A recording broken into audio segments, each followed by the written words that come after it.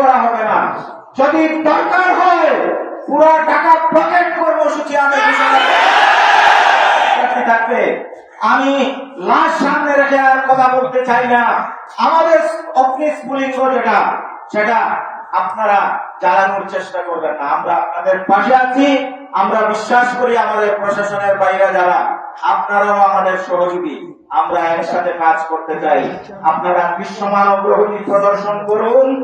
আর শৈথিল্যতা আর bag জুড়ে কিছু করার যদি চেষ্টা করা হয়, আপনারা জেনে রাখবেন সফল হতে পারবেন না। বাবার কাঁধে সে ভারী আর কোনো জিনিস পারে না। আমি এটা কখনো করতে পারি না।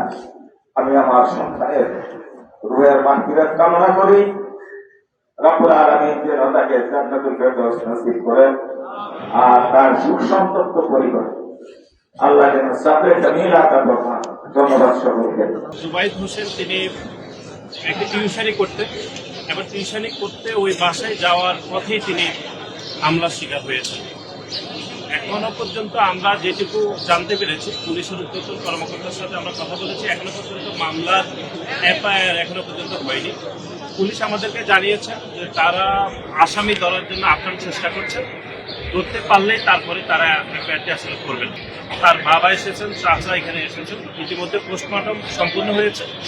আর অল্প কিছুক্ষণের মধ্যে জগন্নাথ বিশ্ববিদ্যালয়ের এখানে তার জানাজা অনুষ্ঠিত হবে।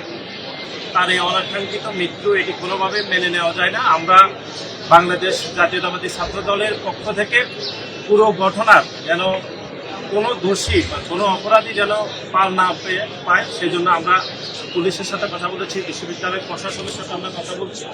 ঢাকা বিশ্ববিদ্যালয়ের শাহরিয়ার আলম সাম্যকেও একই কাদায় হত্যা করা হয়েছে।